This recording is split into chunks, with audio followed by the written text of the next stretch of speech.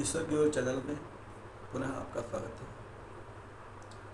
आज हम आज्ञा चक्र के जागरण की चर्चा करेंगे कि आज्ञा चक्र का जब जागरण होता है, आज्ञा चक्र जागृत होता है, तो उसके ऊपर क्या लक्षण है, क्या हमें दिखाई देता है, क्या समझ में आता है, इसके बारे में हम आज चर्चा करेंगे। सबसे पहले हमने ये जानना है कि आज्ञा चक्र कहाँ है। इसकी चर्चा हमने पहले कर रखी है, फिर भी संक्षिप्त में एक बार बता देता हूँ कि दोनों आँखों के, दोनों भावों के बीच का जो स्थान है वो हमारा आज्ञा चक्र है। इसी आज्ञा चक्र से शरीर के जो बाकी नीचे के चक्र हैं और ऊपर के चक्र हैं, ये सारे चक्र जागृत होते हैं।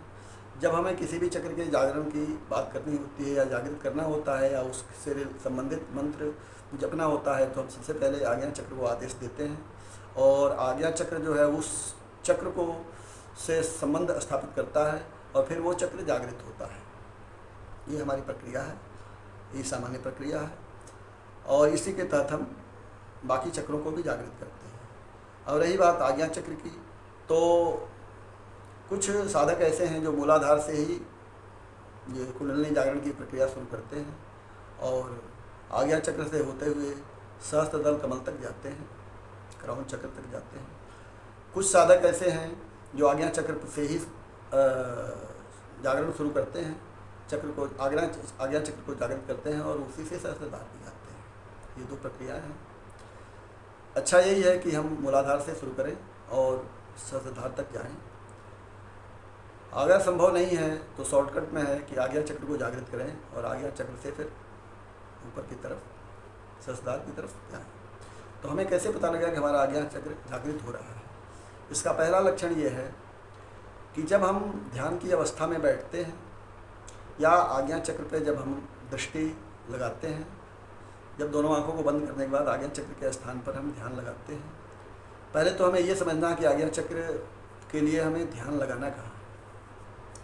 तो हमारा जो आज्ञा चक्र है वो हमारी जो भ्रिकुटी है, इस भ्रिकुटी से अगर दोनों आँखों को पीछे की तरफ ले जाया जाए और दोनों आँखों के पीछे रेखा खींची जाए और दोनों रेखाएं जहाँ मिलती हैं वो हमारा आज्ञा चक्र है। मतलब पीछे अंदर की तरफ मतलब कि आंखें बंद करने के बाद जो हमें सामने आसमान, काला आसमान दिखाई देता है, जो हमारा घटाकाश दिखाई देता है, जो हमारा निराकार आकाश दिखाई देता है, वही हमारा आज्ञा चक्र है, वही हमारा त्रिनेत्र है, वही हमारी तीसरी आँख है, थर्ड आई है, आज्ञा चक्र है।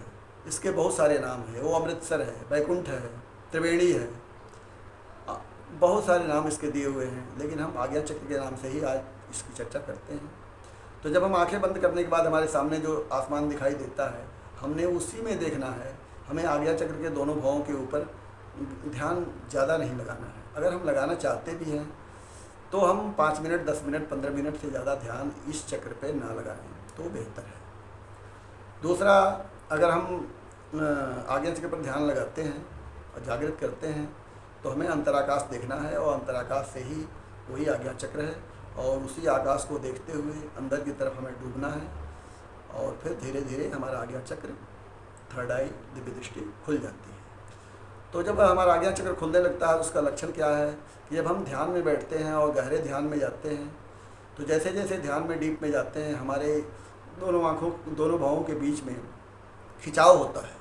ऐसा लगता है कि कोई ऊपर की तरफ खींच रहा है, ऐसा लगता है कि कोई दाएं और बाएं की तरफ खींच रहा है, ऐसा लगता है कि वो कभी अंदर की तरफ धंस रहा है। ऐसे करके यहाँ पर खिंचाव लगता है और जैसे जैसे खिंचाव होता है वैसे वैसे हमारी जो ध्यान की प्रक्रिया है वो गहरी होती जाती है और फिर जैसे जैसे हमारा आज्ञा चक्र खुलता है वैसे वैसे हमें अंदर को प्रकाश की किरणें दिखाई देती हैं। पहले तो बिल्कुल तारे जैसा दिखाई देता है, फिर अंदर जो है वो प्रकाश का घेरा बनने लगता है। वो प्रकाश का जो घेरा है वो ऐसा लगता है जैसे हमारे आँखों के ऊपर से उतर करके सामने किसी खो में, कंदरा में या गुफा में जा रहा हो। कई बार ऐसा लगता है कि गुफा से प्रकाश निकलकर हमारे चेहरे के ऊपर आ रहा हो, ऐसा अनुभव होता है। और वही वो परम प्रकाश है जो आत्मा का प्रकाश है। उसी प्रकाश के अंदर उसी प्रकाश के अंदर सब कुछ दिखाई देता है जो हमें देखना है। उसी प्रकाश में हमें अंदर नदियाँ, पर्वत, पहाड़, झरने, झील, देवी देवताओं के दर्शन, मंदिर, गुरुद्वारे, अपने इष्ट देव का दर्शन, लोगों पर लोगों का दर्शन, मतलब वो चलचित्र है। हमारी थर्ड आई वो जगह है, वो दरवाज़ा है, वो गेट है, वो स्थान है, वो पासवर्ड है कि जिसके खुलने के बाद हम अंदर की तरफ डूबना शुरू करते हैं और पूरे ब्रह्मांड की यात्रा करते हैं। जब हमारे आँखों के थर्ड आई पर ध्यान लगाने के बाद हमें प्रकाश दिखाई देने लग जाए तो हमें समझ जाना चाहिए कि हमारी थर्ड आई धीरे धीरे जागृत हो रही है। ये इनिशियल स्टेज है। इसके बाद जैसे जैसे हम डीप प्रकाश की स्थिरता हमें ये साबित करने लगती है कि हमारा थर्ड आई पूर्ण रूप से खुल रहा है।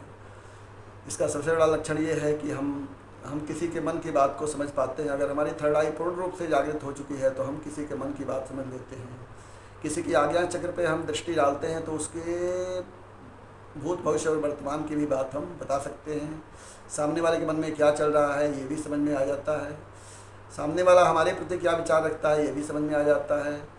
उसमें उसके प्रति आने वाली घटनाओं के बारे में भी पता चलता है, बीते हुए घटनाओं के बारे में पता चलता है। हम त्रिकालदर्शी हो जाते हैं। हम अपने बारे में भी पता कर लेते हैं कि हम पीछे क्या थे और आगे क्या होने वाला है। देवी देवताओं के दर्शन होने लगते हैं। हमारी टेलीपैथी मजबूत हो जाती है, हमारी रेकी मजबूत हो जाती है।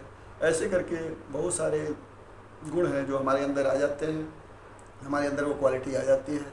हमारा मन शांत होने लगता है, हमारा ध्यान गहराने लगता है और हमारे को प्रकाश दिखाई देने लगता है, हमारे को अनहद नाद सुनाई देने लगता है, हमें बहुत सारे एहसास होने लगते, खुशबू आने लगती है, देवी देवताओं के एहसास होने लगती हैं कि वो कोई आया, कोई मेरे पास घूम रहा है, कोई ऐसा कर रहा है। इसके अलावा और भी आत्माएं, कई लोगों को तो भूत प्रेत भी दिखाई देने लगते हैं।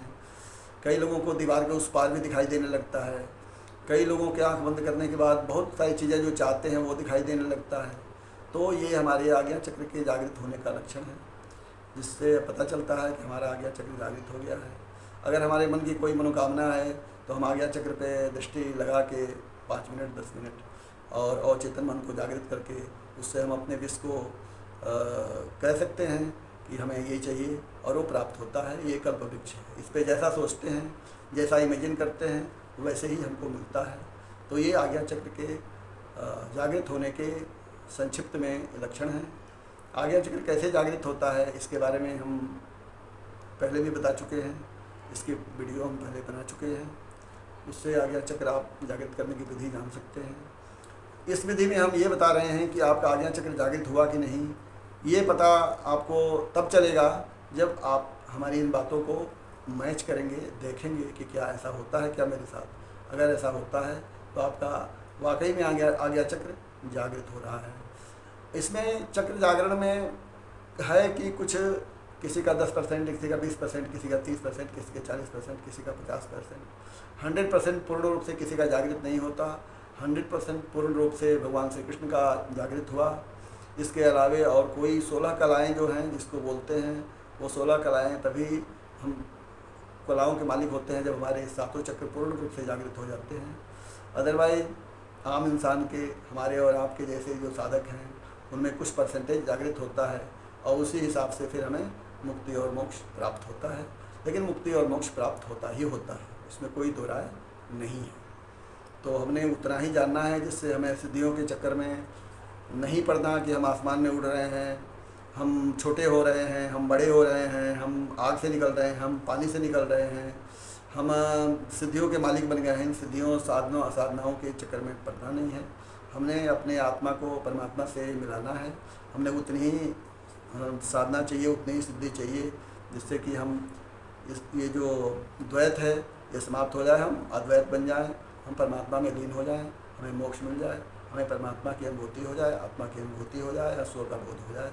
हमें इतना ही चाहिए और इसके लिए आज्ञा चक्र का जो हमने लक्षण बताया ये बहुत है और इसी से हमारा कल्याण हो जाएगा, हमारी मुक्ति हो जाएगी। तो हम यही समाप्त करते हैं इस वीडियो को, इस चर्चा को। और फिर किस तरह की कोई शक हो, संभावना हो, किस तरह की कोई दिक्कत हो तो आप हमें कमेंट करें। लाइक करें, इस चैनल को सब्सक्राइब करें, अपने मित्र दोस्त यारों को भेजें ताकि उनको पता लगे कि वो किस स्थिति में हैं, उनकी स्थिति क्या है। ओम पूर्णमदः पूर्णमिदं पूर्णात् पूर्णमुदच्यते पूर्णस्य पूर्णमादाय पूर्णमेवावशिष्यते। हरि ओम शरणं, हरि ओम शरणं, हरि ओम शरणं, हरि ओम तत्सत्, हरि ओम तत्सत्, हरि ओम तत्सत्। अहं ब्रह्मास्मि, अहं ब्रह्मास्मि, अहं ब्रह्मास्मि, सोहम सोहम सोहम। तत्त्वमसि तत्त्वमसि तत्त्वमसि।